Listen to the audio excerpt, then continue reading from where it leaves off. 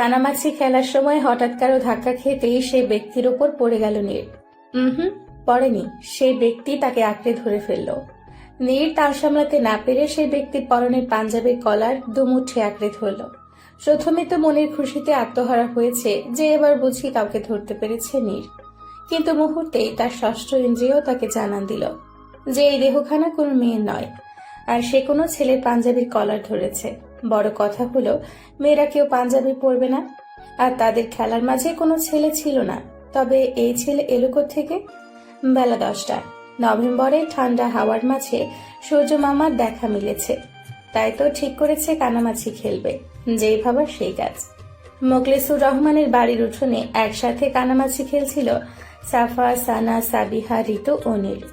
সাফা, সানা, সাবিহা ও ঋতু এই বাড়ির মেয়ে। নীলের বাসা তাদের বাসার পাশেই। সবার মধ্যকার বয়স, একটু এদিক সেদিক বলে বেশ ভালো সম্পর্ক তাদের মধ্যে। সবার বাড়ি শেষ হতেই এবার বাড়ি এলো নীরের। নিজের চোখের উপর কাপড় বেঁধে লেগে পড়ল সে, কিন্তু কি হলো বেশ চেষ্টা করেও কাউকেই ধরতে পারল না। অবশেষে যাকে ধরে মনের আনন্দে মেতে উঠল, মুহূর্তেই বুঝতে পারল সে আগন্তুক ব্যক্তি কোনো পুরুষ। কিন্তু এই সময় তো বাড়িতে পুরুষগুলো নীরের জানা মতে বাইরে, আর বাকি রইল সায়ান, ঋতুর ভাই। সে তো ঘুমিয়ে আছে। তবে এই সময় কে? আপনি ঠিক আছেন তো? আগন্তুক ব্যক্তির কথায় যেন ঘোর কাটল নীরের। নিজেকে সামলে নিয়ে চোখের কাপড় খুলল। খানিক অপ্রস্তুত হলো। শক্তপোক্ত পেটানো দেহে সাদা পাঞ্জাবি, গায়ে কালো শাল জড়ানো, ফোলা ফোলা চোখ। চোখগুলো দেখেই বোঝা যাচ্ছে ঘুমে মগ্ন হতে চাইছে। কালো ফ্রেমের মোটা চশমা চোখে, জোড়া ভ্রু, সরু নাক, হলদে বর্ণে খোঁচা খোঁচা চাপ দাড়ি। নীর সেই ব্যক্তির দিকে অপলক দৃষ্টি নিক্ষেপ করে। মুহূর্তেই কারো কথা নিজের কানে শুনতে পেয়ে দৃষ্টি সরিয়ে নিল। নাজ ভাইয়া, তুমি কখন এসেছো? ঋতু চোখ মুখ কুচকে প্রশ্ন ছুড়ল। 2 দিন আগে যখন তুই তোর নানুর বাসায় ছিলি। ঋতুর মনে পড়ে কাল রাতেই নানু বাসা থেকে ফিরে একদম ঘুমিয়ে গিয়েছিল, তাই হয়তো আর দেখা হয়নি। ঋতু 2 হাত কোমরে রেখে বলল, এতদিন পর বিদেশ থেকে এসেছো, কিন্তু কিছু নিয়ে আসোনি যে? এটা কিন্তু একদম ঠিক নয়। মানুষ বিদেশ থেকে আসলে কত কিছু নিয়ে আসে, আর তুমি কি না এভাবেই চলে এলে? সেই কিছু কি দেওয়ার সুযোগ দিয়েছিস তুই? ঋতুর কথাই হেসে উত্তর দিল নওয়াজ। আচ্ছা, সব কথা পরে হইব, সবাই নাচতে খাইতে আহো। পেছন থেকে সালেহা বেগম বলে উঠলেন। নওয়াজের হাত ধরে টেনে নিয়ে যেতে লাগলেন। আরে দাদি, নাজ ভাই রে পেয়ে আমাদের ভুলেই গেছো। কি সুন্দর ভাইয়াকে হাত ধরে নিয়ে যাচ্ছ। এত বছর পর আমার নাতি আইছে, তোরে তো একটু যত্ন করতেই হইব। আরে ডার্লিং, তুমি দেখি আমাকে আগের মতোই ভালোবাসো। তুমি আমার ভালোবাসা, ভালোবাসা কি এত সহজে ভুলান যায়? তুমি আমার আরো উল্টো ভুইলা যাইয়া এতদিন আমার থেকে দূরে বিদেশে আসিলা। আরে আমার ডার্লিং, তোমার কথা মনে পড়ে বলেই তো তোমার ভালোবাসার টানে চলে এলাম। ভালোবেসে তোমার দেশে আনতে এত কিছু করণ লাগতো না, তুমি এমনি আইতা। নওয়াজ তোমার ভালোবাসা হলে আমি কি নামিরার মা? পেছন থেকে বলে উঠলেন মোখলেসুর রহমান। আপনি আমার প্রেম, আর নাওজ আমার ভালোবাসা। সালেহা বেগম কথা শুনে সবাই একসাথে হেসে দিল। সালেহা বেগম সবাইকে ঘরে যাওয়ার জন্য তাড়া দিল। সবাই ঘরের দিকে হাঁটা ধরল। নিজের বাসার উদ্দেশ্যে হাঁটা ধরতেই পেছন থেকে সাবিহা বলে উঠল, নির্ভয়া ভেতরে আয়, আমরা একসাথে মিলে নাস্তা করব। নীর বাধা দিয়ে বলল, আজ না আপু, অন্যদিন, আজ আসি। বলেই চলে গেল। একে একে সবাই হাত মুখ ধুয়ে খাবার টেবিলে বসে পড়ল। সবাই খাচ্ছে ও টুকটাক কথা বলছে। খাবার মুখে দিয়ে রাতের ঘটনায় ডুব দিল নওয়াজ। শীতের রাত, শোষ করে গাড়ি চালিয়ে নানু বাড়ি আসছে নওয়াজ। গুগল ম্যাপে রাস্তা দেখছে ও ড্রাইভ করছে। চারপাশে অন্ধকার। ঠিক সেই সময় হঠাৎ করে কিছুর সাথে বাড়ি খায় গাড়ি। নওয়াজ দু চোখ কুঁচকে ফেলে। রেড লাইট দিয়ে স্পষ্ট কোনো নারী ছায়া দেখেছে। ঘটনা এত দ্রুত ঘটল যে তার বুঝতে কয়েক সেকেন্ড সময় লাগলো। নওয়াজ তাড়াতাড়ি করে সিট বেল্ট খুলল, দুঠোঁটে উচ্চারণ করলো, ওহ নো শিট, কি হয়ে গেল এটা? কথাটা বলেই দ্রুত গাড়ি থেকে বের হয়ে গেল। বের হয়ে দেখতে পেল গাড়ি থেকে ঠিক 2-3 হাত দূরে পায়ের ওপর হাত দিয়ে বসে আছে। পরনে কালো রঙের সালোয়ার কামিজ, মাথায় ঘোমটা দেওয়া, গায়ে চাদর জড়ানো।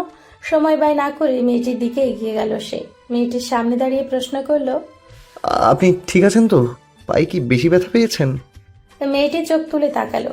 গোল গোল চোখে নোনা জল স্পষ্ট, চোখে মুখে এখনো ভয়ের ছাপ স্পষ্ট। নির্জন রাস্তায় সে একা, তার পাশে এই যুবক। শুকনো ঢোক গিলল মেয়েটি। নিজে নিজে উঠে আসার চেষ্টা করলো, কিন্তু পারল না। মেয়েটার অবস্থা দেখে নওয়াজ নিজের হাত এগিয়ে দিয়ে বলল, আমার হাত ধরে উঠুন। আপনি কি পায়ে বেশি ব্যথা পেয়েছেন? মেয়েটি নওয়াজের হাতের দিকে তাকিয়ে তার কথা উপেক্ষা করে নিজেই ওঠার বৃথা চেষ্টা করলো। চোখ দিয়ে নোনা জল গড়িয়ে পড়ল। তা অতি চেষ্টায় নিজেকে সামলে নিয়ে উঠে দাঁড়ালো। পিছে তাকিয়ে দেখলো না কেউ নেই। আবার পিছে তাকালো, ভালো করে আশেপাশে দেখে স্বস্তির নিঃশ্বাস ছাড়লো। মেয়েটির কাণ্ডে অবাক হলো নওয়াজ। কোনো কথা তো বলছে না, শুধু বারবার পিছে এদিক ওদিক তাকাচ্ছে।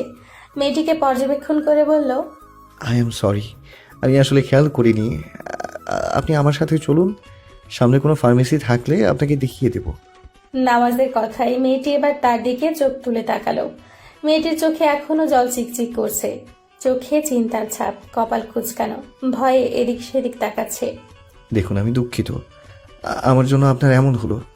এবার মেয়েটি কোনো কথা বলল না। নওয়াজ অবাক হয়ে ভাবলো, মেয়েটি কি কথা বলতে পারে না? এত কিছু বলার পরও কোনো উত্তর দিচ্ছে না, এ আবার কেমন স্বভাব? আপনি কি আমার কথা শুনতে পাচ্ছেন না? আপনি কি কথা বলতে পারেন না? বোবা নাকি? যত সব আজব মানুষ। খানিকটা রাগী গলায় বলল নওয়াজ। মেয়েটির চোখ দিয়ে আবারও জল গড়িয়ে পড়ল। নিজেকে শান্ত করার চেষ্টা করলো। এই এক সমস্যা, ক্ষণিকের ভেতর মাথা গরম হয়ে যায় নওয়াজের। রাগটা খুব বেশি, কন্ট্রোল করতে পারে না। নিজেকে সামলে নিয়ে বলল, আপনি কথা বলুন, আমার সাথে চলুন, আমি ডক্টর দেখিয়ে দিব। কোনো প্রয়োজন নেই, ভুল আমার ছিল। আমি আপনার গাড়ির নিচে চলে এসেছি। না, প্রয়োজন আছে। আপনি আমার সাথে চলুন। ডক্টর না দেখালে আপনার পায়ের ব্যথা বেড়ে যেতে পারে। না না না, প্রয়োজন নেই, আমি ডক্টর দেখাবো না। আমি বরং সরি, আমার জন্য আপনার সময় নষ্ট হচ্ছে। আচ্ছা, ডক্টর না দেখান, বেশ ভালো। তবে আপনি আমার গাড়িতে আসুন, আপনাকে আমি আপনার বাসায় পৌঁছে দিচ্ছি। তার কোনো দরকার নেই, আমি একা চলে যেতে পারবো। দেখুন, আপনি একা যেতে পারবেন বলে আমার মনে হচ্ছে না। আপনি ঠিকমতো হাঁটতে পারছেন না, আর এমন নির্জন রাস্তায় আমি আপনাকে একা রেখে যেতে চাচ্ছি না। এভাবে একটা ছেলের সাথে রাতের বেলা গাড়ি দিয়ে যাওয়া কি ঠিক হবে? তাও আবার অপরিচিত, চেনা নেই জানা নেই, যদি কোনো ক্ষতি হয়? এভাবে কি কাউকে বিশ্বাস করা যায়? ছেলেটি ভালো না খারাপ তাও তো জানে না। পরক্ষণে ভাবলো একা বাসায় যাওয়া আরো দুষ্কর। দেখুন, আমি জানি সহজে কাউকে বিশ্বাস করা উচিত না, আবার বিশ্বাস করাও যায় না। আপনি আমায় বিশ্বাস করতে পারেন, এতটুকু আপনাকে আশ্বাস দিতে পারি যে আপনাকে আমি সহি সালামত আপনার বাসায় পৌঁছে দেব। আপনি আসুন আমার সাথে। দেখুন, আপনি নিশ্চিন্তে আমার সাথে আসতে পারেন। প্লিজ, আমি রিকোয়েস্ট করব আপনাকে আমার সাথে চলার জন্য। মেয়েটি ভেবে চিন্তে ছেলেটির গাড়িতে বসলো। এভাবে একা রাস্তায় থাকার চেয়ে বরং কারো হেল্প নেওয়া ভালো। আর ছেলেটিকে দেখে কেন জানি বিশ্বাস করতে মন চাইলো। মন তার সাথে যাওয়ার জন্য সায় দিল। তার ভাবনার মাঝে শুনতে পেল, আপনি সিট বেল্ট বেঁধে নিন। আসলে আমি সিট বেল্ট বাঁধতে পারি না। নওয়াজ দ্রুত বজায় রেখে সিট বেল্ট লাগিয়ে দিল। গাড়ি স্টার্ট দিল। গাড়ি চলছে আপন গতিতে। মেয়েটির চোখে এখন পর্যন্ত আতঙ্ক। বেশ কিছুক্ষণ পর নওয়াজ মেয়েটির মাইন্ড কনভার্ট করার জন্য বলল, আপনি যদি কিছু মনে না করেন, তবে আমি কি আপনার নাম জানতে পারি? নাজনীন ইয়াসমিন নীর। সুন্দর নাম।